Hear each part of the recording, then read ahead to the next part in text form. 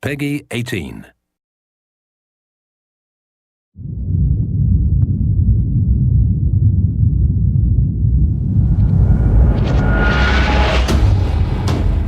Hey everybody, Zachary Levi here.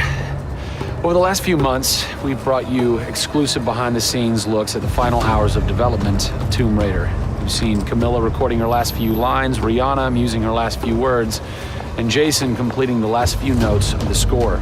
As those key pieces lock into place, it's time to reveal one of the last portions of the game, and a team that's been shrouded in secrecy for 2 years. We're here in the beautiful and freezing Montreal, Canada, to bring you the final hours of Tomb Raider Multiplayer Edition.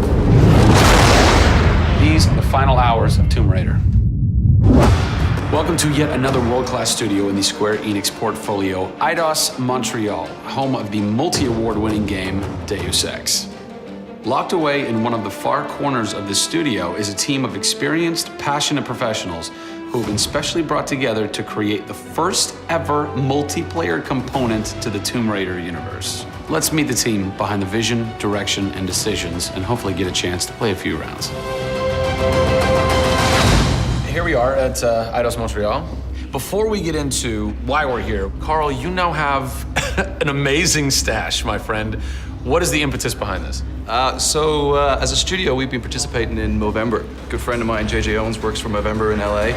And we set up the gaming challenge and we brought studios from all around the world together.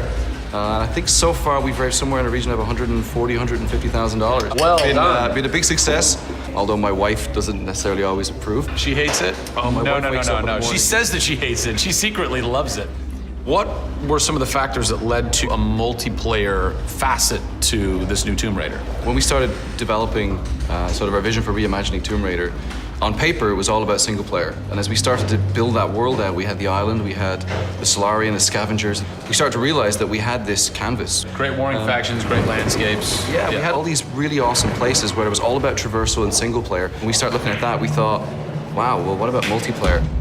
Part of the genesis of that was Lara Croft and the Guardian of Light that kind of cracked open a door to lead you guys into the multiplayer into here at Eidos Montreal. Guardian of Light was a downloadable, a smaller scale project, and that allowed us to sort of take the risks that we wouldn't necessarily take on a full-blown project. Guardian of Light was our Pixar short. It's the idea that whilst you're building your big project, you're always thinking about that next thing, but also allowed us to be able to start understanding co-oping and networking. It was a game that actually brought Tomb Raider fans together for one of the very first times. You hear them in their ear and they were having fun. And as a result of that, that led to us thinking about multiplayer.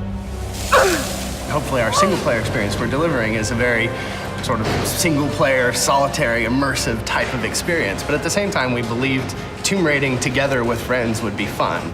Tomb raiding, I think that's the first time I've ever heard that term. I like that. It's fun. You know, axe climbing and zip lining and the traversal that we get in there and the traps. For me, it was very sad to have that catch-22 of it would be great to do this in multiplayer, but we just can't split our resources like that. And that's how Eidos Montreal came about. We had staffed up our team to develop a single player. Everybody was gelling together really well, and it wasn't something that we wanted to just bolt on. We always said if we were going to do it, we're going to do it right. If you could have a fan play the multiplayer for the first time, what do you want them saying? For me, they're kind of different moods. It's not like I do one or the other. It's kind of like sometimes I turn down the lights and just play that single player experience. And other times I want to just jump in and have fun and start killing fools. Joe Curry, producer of multiplayer on Tomb Raider. It's the first time Tomb Raider has ever incorporated multiplayer. Yeah. And you're in charge of that. Yeah. What's running through your mind when you get that call? Well, first off, exciting, right? I mean, we're all huge fans of Tomb Raider on the team. I mean, we grew up with Lara Croft. But when we spoke to Crystal, like, we want to do multiplayer, and we're thinking, how do you do that? It's always been Lara's story.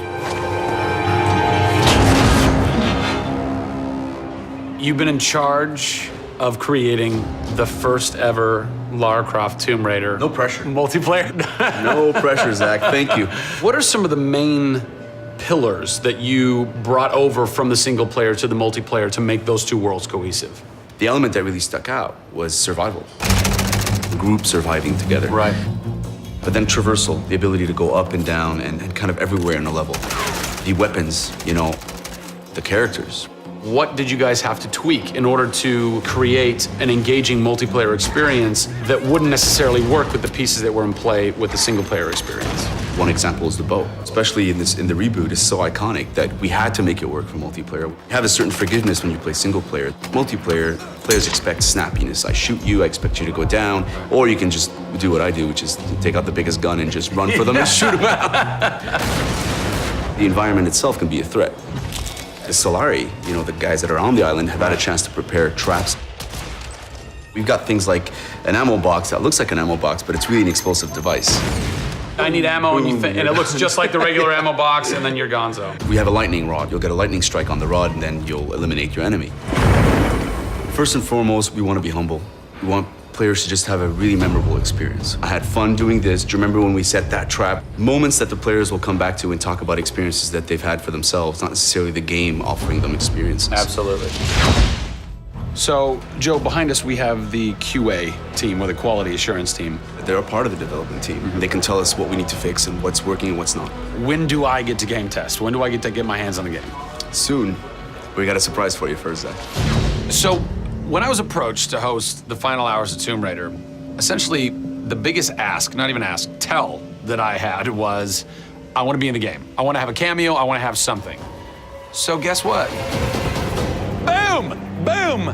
Boom! I'm a playable character in the multiplayer Tomb Raider. How sick is that, Joe? You and your team are awesome. I can play with myself, virtually. Are we ready?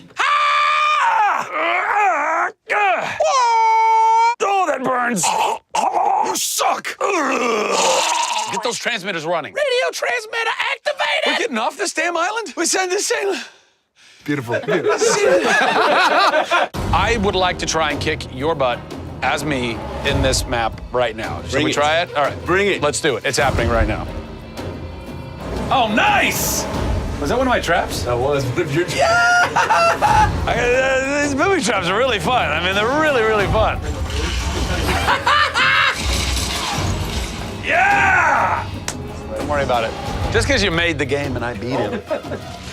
As you can see from the people and passion here at Eidos Montreal, this isn't just some add-on. They're devoting themselves to making this an experience in keeping with the feeling of single player.